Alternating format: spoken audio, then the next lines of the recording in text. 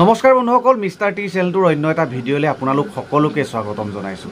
নিৰ্বাচনৰ প্ৰাক মুহূৰ্ততে সংবাদ মাধ্যমত এটা বিষয় যথেষ্ট চৰ্চালৈ আহিছিল আৰু এই বিষয়টো হৈ গ'ল বন্ধুসকল,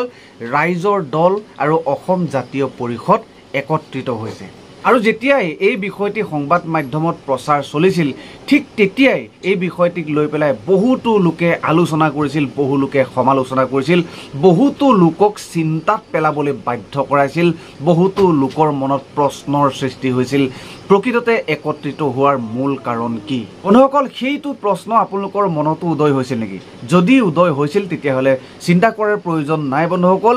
এটা নিউজ চেনেলৰ মজিয়াত অখিল গগৈ ডাঙৰীয়াই নিজ মুখেৰে সেই প্ৰশ্নৰ উত্তৰ দিছে। আহক তেতিয়াহ'লে বন্ধুসকল এই ভিডিঅ'টো চাই লওঁ। এই ভিডিঅ'টিৰ আঁৰতে লুকাই আছে অসম জাতীয় পৰিষদ আৰু ৰাইজৰ দল একত্ৰিত হোৱাৰ মূল কাৰণ নাইবা মূল ৰহস্যটো কি আছিল। কথা এটা ওলাইছে, সেয়া হ'ল যে ৰাইজৰ দল আৰু অসম জাতীয় পৰিষদ মানে একত্ৰিত হ'ব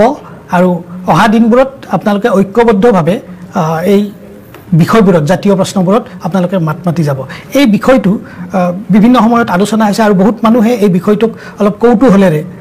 জানিবলৈ মন কৰিছে। আপোনালোকৰ মানে অসমৰ যিবিলাক মানুহৰ মাজত জাতীয়তাবোধ আছে, যিবিলাক মানুহৰ ভিতৰত আঞ্চলিকতাবাদ জীয়াই আছে, যিবিলাক মানুহে ভাবে যে অসমখনক অসমৰ মানুহে শাসন কৰিব লাগে, যিবিলাক মানুহে ভাবে যে অসমৰ জাতীয় প্ৰশ্নত আমি কেতিয়াও আপোচ নকৰোঁ, যিবিলাক মানুহে ভাবে যে কেতিয়াও অসমৰ মানুহে গৈ দিল্লীত আত্মসমৰ্পণ কৰিব নালাগে, যিবিলাক মানুহে ভাবে যে অসমৰ জাতীয় প্ৰশ্নত দিল্লীত জোৰদাৰভাৱে উত্থাপন কৰিব লাগে, যিবিলাকৰ মানুহৰ মনত এই জাতীয় স্বাভিমান আছে, প্ৰত্যেকজন মানুহে ভাবে যে অসমত এটা শক্তিশালী আঞ্চলিক দল ক'ত। কিন্তু মই আপোনাক খগেনদা এটা কথা আপোনাক ক'ব খোজোঁ, এই কথাটো বহুতে বুজিবলৈ চেষ্টা নকৰে যে অসমীয়া এটা অত্যন্ত সৰু জাতি, ক্ষুদ্ৰ জাতি। এই জাতিৰ যি আপোনাৰ ইমাৰ্জিং যিটো বুৰ্জোৱা ক্লাছ বুলি কয়, পুঁজিপতিৰ শ্ৰেণী বুলি কয়, আৰু যিটো মিডল ক্লাছ, এই মিডল ক্লাছটোৰ মাজত যিটো আপোনাৰ পুঁজিৰ গঠন, যিটো কেপিটেল ফৰ্মেশ্যন, এই ফৰ্মেশ্যনটো একেবাৰে কম। আমি সঁচাকৈ বিশেষ ধৰণৰ উৎপাদন কৰিব নোৱাৰোঁ। যিটো জাতিৰ উৎপাদন আটাইতকৈ ভাল, কেপিটেল ফৰ্মেশ্যন ভাল, পুঁজিৰ বিকাশ ভাল, সেই জাতিয়ে সেই শক্তিশালী জাতীয়তাবাদক পোষকতা কৰিব পাৰে, তেওঁলোকক সমৃদ্ধ কৰিব পাৰে, আগবঢ়াই লৈ যাব পাৰে। আজি পশ্চিমবংগত জাতীয়তাবাদ শক্তিশালী, তৃণমূল কংগ্ৰেছৰ জাতীয়তাবাদ শক্তিশালী, কাৰণ তাত পুঁজিৰ সাংঘাতিক বিকাশ আছে আৰু তাত এটা আঞ্চলিক দলক বেকিং কৰিব পৰাকৈ তাৰ স্থানীয় ৰাইজ আৰু তাৰ স্থানীয় পুঁজিৰে যথেষ্ট হৈ যায়। আজি তামিলনাডুৰ পুঁজিৰ বিকাশ সাংঘাতিক ধৰণে ভাল, আমি সকলোৱে জানো। আজি অন্ধ্ৰপ্ৰদেশত পুঁজিৰ বিকাশ যথেষ্ট পৰিমাণে ভাল, আমি সকলোৱে জানো। আজি মহাৰাষ্ট্ৰত পুঁজিৰ বিকাশ, গোটেই ভাৰতবৰ্ষৰ ভিতৰত আটাইতকৈ যদি পুঁজিৰ বিকাশ ভাল, তেতিয়াহ'লে সেইখনৰ নাম মহাৰাষ্ট্ৰ। সেইকাৰণে আমি দেখিছোঁ যে উদ্ধৱ ঠাকৰেৰ যিটো আপোনাৰ কি কয় পাৰ্টি, শিৱসেনাৰ নিচিনা শক্তিশালী আঞ্চলিক দল জন্ম হৈছে। শক্তিশালী আঞ্চলিক দলে দমদমাই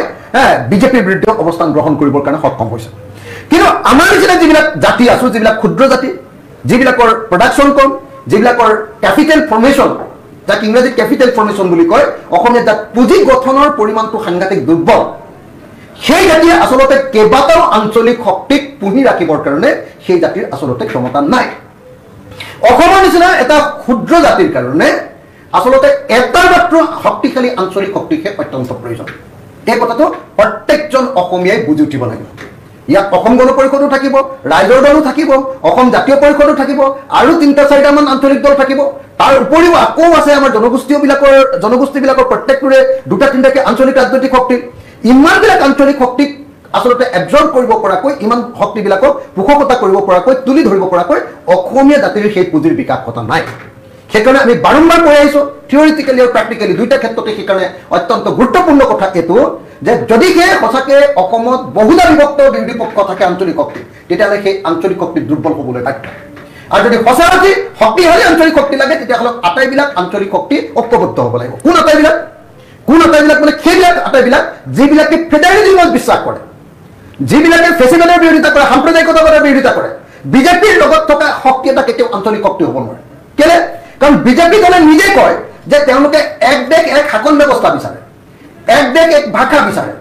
এক দেশ এক সংস্কৃতি বিচাৰে, এক দেশ এক ধৰ্ম বিচাৰে। যদি এক দেশ এক শাসন ব্যৱস্থা বিচাৰে, তাৰমানে তেওঁলোকে আঞ্চলিকতাবাদক নৎযাগ কৰে, তেওঁলোকে ফেডাৰেলিজমক, তেওঁলোকক যুক্তৰাষ্ট্ৰীয়বাদক বিশ্বাস নকৰে। তেওঁলোকে এককেন্দ্ৰিক এটা শাসন ব্যৱস্থাত বিশ্বাস কৰে আৰু সেইকাৰণে বিজেপিৰ লগত যদি কোনোবা এবাৰো শুনা পিটিকা কৰিছে তেতিয়াহ'লে তেওঁলোক আৰু আঞ্চলিক শক্তি হৈ নাথাকে অগপৰ নেতৃত্ব লগতে অগপৰ কৰ্মীসকলে অখিল গগৈৰ এই বক্তব্যক কি ধৰণে গ্ৰহণ কৰে সেয়া নিশ্চয় পৰৱৰ্তী সময়ত দেখা যাব আপুনি মই আপোনাক এটা কথা আপুনি অসম গণ পৰিষদৰ কথা কোৱাৰ কাৰণে মই আপোনাক কওঁ যে যেতিয়া আমি অসম জাতীয় পৰিষদ আৰু ৰাইজৰ দলত ঐক্যবদ্ধ হোৱাৰ প্ৰশ্নটো যেতিয়া চৰ্চাৰ মাজলৈ আহিছে অসম গণ পৰিষদৰ বহু ইম্পৰ্টেণ্ট লিডাৰ আৰু শ অসম গণ পৰিষদৰ আঞ্চলিকতাবাদী কৰ্মীয়ে আমাক শুভেচ্ছা জ্ঞাপন কৰিছে আমাক কৈছে যে আপোনালোক একলগ হওক আমি চলাই যাম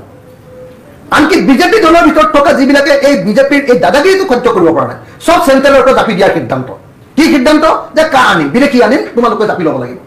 তোমালোকৰ বিশেষ ৰাজ্যৰ মৰ্যাদা কৰ্তন কৰিম তোমালোকে মানি ল'ব লাগিব বৃহৎ অধিকাৰ বন্ধন তোমালোকে মানি ল'ব লাগিব এই যিটো দাদাগিৰি কেন্দ্ৰৰ এই দিল্লীৰ যিটো দাদাগিৰি সেই দাদাগিৰিটো যিবিলাকে সহ্য কৰিব পৰা নাই যিবিলাকে ক্ষমতাৰ কাৰণে নিজক বিক্ৰী কৰি দিয়া নাই সেই মানুহবিলাকেও আমাৰ লগত যোগাযোগ ৰাখে সকলোৱে এটা ঐক্যবদ্ধ আঞ্চলিক শক্তি বিচাৰে অখিল গগৈ ৰাইজৰ দল আৰু লুৰিণজ্যোতি গগৈৰ অসম জাতীয় পৰিষদে এইটো বিচাৰে নে নিবিচাৰে আমি ৰাইজৰ দলে 100% বিচাৰোঁ জাতীয় পৰিষদে জাতীয় পৰিষদ আৰু ৰাইজৰ দলে আচলতে আমি দুইটা দলক একলগ কৰিবৰ কাৰণে ইউনিফিকেশ্যন কৰিবৰ কাৰণে 2022 চনৰ বোধহয় ডিচেম্বৰ মাহত একদম শেষৰ অৱস্থাত আমি দুখন কমিটি গঠন কৰিছোঁ আমাৰ দলৰ পিনৰ পৰা এখন কমিটি গঠন কৰা হৈছিলে আৰু অসম জাতীয় পৰিষদৰ পিনৰ পৰা এখন কমিটি গঠন কৰা হৈছিলে এই দুইটা দলে এতিয়ালৈকে আনুষ্ঠানিকভাৱে 4বাৰ বৈঠকত মিলিত হ'ল আৰু আটাইবিলাক মিটিঙতে সকলোৱে একেটা সন্মতি প্ৰকাশ কৰে যে হয় আমি দুইটা আঞ্চলিক শক্তিত বিভক্ত হৈ থাকিব নালাগে আমি একলগ হ'ব লাগে কিন্তু তাৰ পাছতো বস্তুটো হোৱাগৈ নাই মাজে মাজে স্থবিৰ হৈ গৈছে এইবাৰ নিৰ্বাচনৰ সময়ত মানে আমি ঘোষণা কৰিলোঁ একেলগতে দুইটা পাৰ্টিয়ে ঘোষণা কৰিলোঁ যে আমি লগ হ'ম এইবাৰ লুৰিণজ্যোতি গগৈ নিৰ্বাচনৰ সময়ত আমি ঘোষণা কৰিলোঁ যে আমি এইবাৰ লগ হ'ম বুলি কোৱাৰ পাছত আকৌ বিষয়টো চৰ্চা হ'ল বিষয়টো চৰ্চা কৰাৰ পাছত ডেফিনেটলি আমাৰ সকলোৰে মনত উৎসাহ ফূৰ্তি আহিলে যে আমি সকলো আঞ্চলিক শক্তি লগ হ'ব পাৰিলে সঁচাকৈ আমাৰ এটা খুব ভাল কথা হ'ব আৰু আমি জনামতে অসম জাতীয় পৰিষদৰো আমাৰ লগত যিমানবিলাক মানুহে আমাৰ লগত সম্পৰ্ক ৰক্ষা কৰে যিবিলাক কথা বাৰ্তা আমাৰ চলি থাকে তেওঁলোকেও সকলোৱে বিচাৰে যে হয় একলগ হ'ব লাগে জাতিটোৰ স্বাৰ্থত দেশৰ স্বাৰ্থত জনগণৰ স্বাৰ্থত আৰু লগতে দলবিলাকত থকা নেতাবিলাকৰো স্বাৰ্থত আনকি তেওঁলোকৰ ৰাজনৈতিক ভৱিষ্যত যদি ভাল হ'ব লাগে তেতিয়াহ'লে লগ হ'ব লাগে সকলোৱে বিচাৰে এইটো কথা কিন্তু দেখা গৈছে যে সেই কথাটো এতিয়ালৈকে সফল হোৱা নাই আজি দুদিনমানৰ আগতে আমাৰ লুৰিণে এটা নে দুটা সাক্ষাৎকাৰ দিলে যি দুটা সাক্ষাৎকাৰক লৈ আমি সাংঘাতিক ধৰণে মানে হতাশ হৈছোঁ ভাবিছোঁ যে তেখেতে কি ক'লে আমি ধৰিব পৰা নাই আচলতে